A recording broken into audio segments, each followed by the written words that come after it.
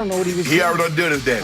He already done his damage. He already Well, I'm about to do some right now. Okay, we're going to get to the Clippers' loss last night. But first, I want to talk about LeBron, who we will see back in action today. Of course, Blazers, Lakers, Game 2 tips off tonight. Chris Haynes was able to sit down with LeBron and follow up on the Kings' earlier comments about things going on behind the scenes that he didn't want to talk about. LeBron said it wasn't for lack of team chemistry, but said, quote, "It is a little bit more intricate than that. I might tell you when the cameras ain't on." Shannon, what do you make of this quote?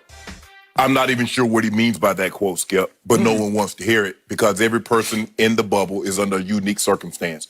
Everybody that's in the bubble is not accustomed in a professional career of playing without fans. So, Skip, no one wants to hear why you guys haven't played well, why you haven't shot the ball well, why you haven't looked like the Lakers that gained the #1 seed in the West. All they want to hear is what are you going to do to fix the problem? That's it. That's it. Because, Skip, people don't want to hear excuses at this time of the year. I mean, because if you're going to say there's something intricate going on, you're going to have to expand on that. You're going to have to expound on that and let the people know what exactly is going on. Because it doesn't affect the team, right. But it's still operating behind the scenes. Exactly. So people like, man, what's going on? That's why the Lakers, nah. Skip, you know what? I used to be in the excuse business, but I opened up me a new shop, Club Shay Shay. Yeah, that what used to be excuses. Really? But people kept coming in and they want all different type of excuses, and I couldn't meet their demand, so I closed up shop and I just serve hot ales now. Your Cowboys, look. Cowboys got a private table in there. But Skip. We won 8 games. Okay. We also lost 8. Exactly. I expect the Lakers, I expect LeBron to play better tonight than what they played on Tuesday night. I hope so. I expect them to play better tonight than to get back to playing like they did against the Clippers, like they played against Utah. That's the Lakers I expect to see. I also expect them to hit a few more shots because if they can hit a few more shots, the lane is going to open up someone. The guys are not going to go out there and try and challenge them if they can't make shots. Why? Why would I go out there when you hitting the backside of the backboard and you clinging it off the rim? Anthony Davis is going to have to give us a complete ball game. Skip, we've seen him play great for a quarter. We've seen him play great for a half. But we have yet to see AD put that thing together for the entirety of a ball game. Now, we're going to talk about that. He said his job is to make LeBron James' job easier. Well, he didn't make it easier on Tuesday night. I expect him to play better. But, Skip, I'm going to be honest. Nobody wants to hear that there's something operating in the shadows that may or may not be affecting the Lakers. No one wants to hear that. You're the #1 seed in the West. You have 2 of the top 5, top 6 players in the NBA. People expect results, winning results, not excuse making. Thank you for being mildly objective about your man, LeBron James. I'm going to take it about 3 levels deeper. Okay.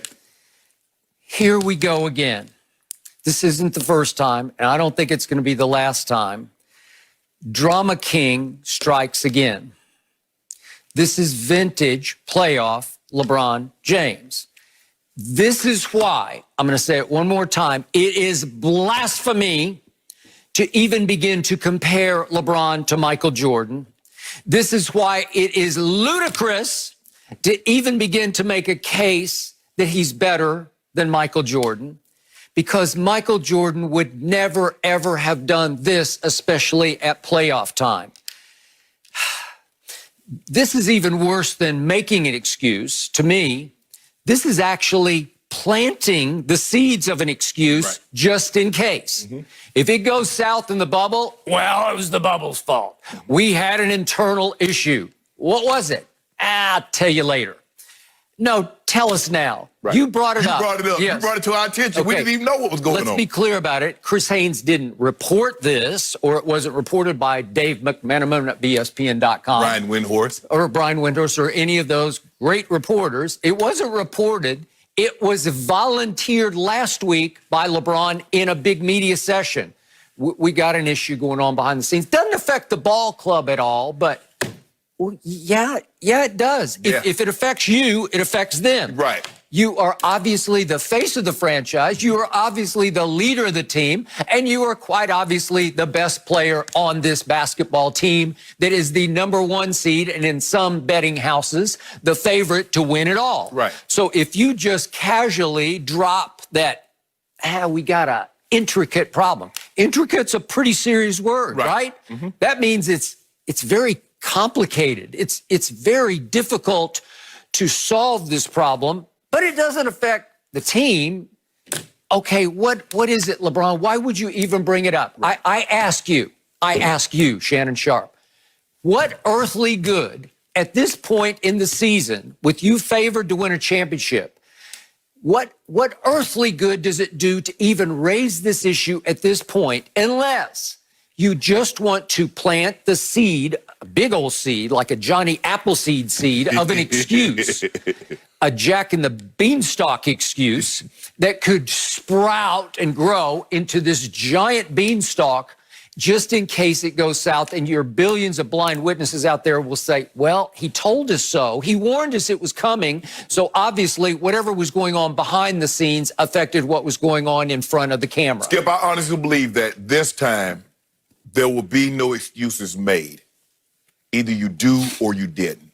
Okay, And but because he's trying. Skip, I don't know what he's trying to do because I don't know what good he possibly think could come of this. Because when you broach a subject, if you're not willing to expand on the subject, people are just looking at you like, huh? Why would you even bring that if you're not going to explain it?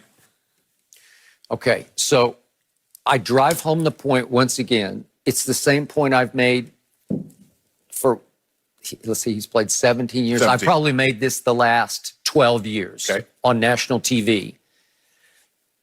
He is definitely the GOAT of blame deflection, of excuse planting, because it's always something going on where just in case it goes wrong, he can say, well, I have an out.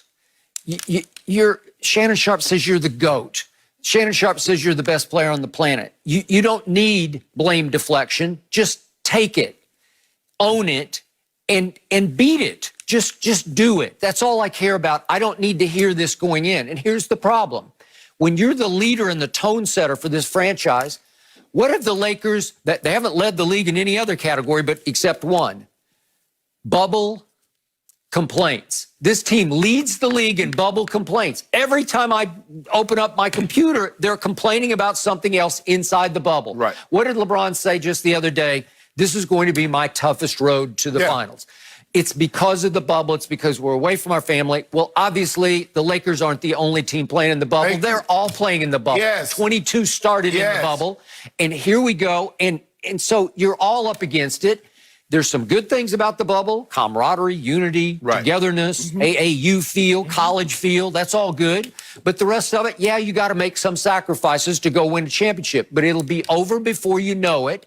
And you actually have the greatest break of your career, I keep saying, because you did get a break, 5 months off at age 35, end of year 17, having played the third most minutes in the history of this league. You got a big break because your body should be fresh to make this sprint to the finish here at the end of this punctuated regular season.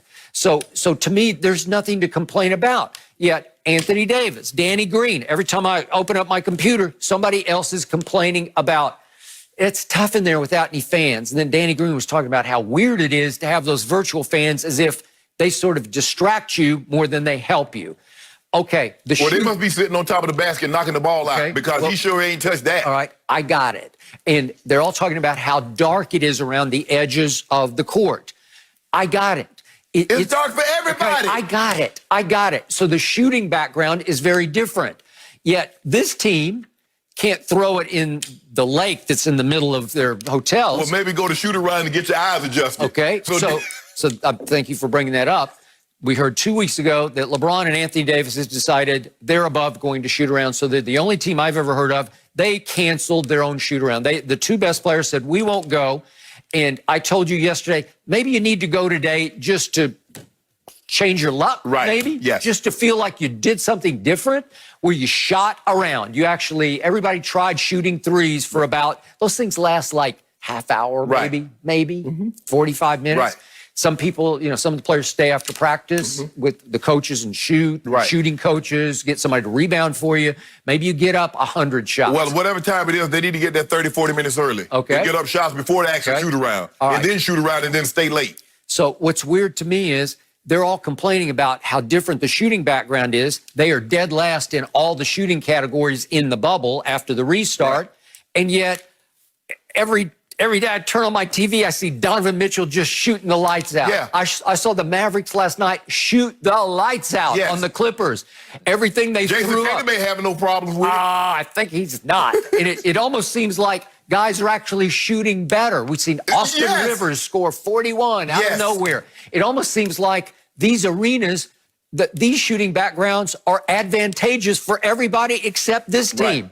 Well, if your leader plants too many excuses in your head, like, this is no good, then everybody starts thinking, this is no good. And they feel like the door is open to tell the media, this is no good. Well, Skip, in order for me to believe that there's something drastically going on with the shooting background, I would need Steph Curry and Klay Thompson in that bubble. And I would need them to shoot 20%. Okay. And then I would say, Skip, you know what, there might be something. Because you're talking about two of the greatest shooters. But it wasn't like before they got to the bubble, the Lakers were shooting three-pointers like Steph Curry and Klay Thompson to begin with. Right. You've just gotten worse than what you were. And that was pretty bad. Okay. Let's be real. Let's be honest with it. Very real about it. And by the way, I buried the lead in this one. Damian Lillard doesn't have any problem with the shooting background. Yeah, he's shooting from 40 feet. Okay, he's shooting from 40 feet. And all of a sudden, Gary Trent Jr. has turned into somebody we've never seen before. Well, he seems to be okay with it. Exactly. Everybody's okay with it except the Lakers.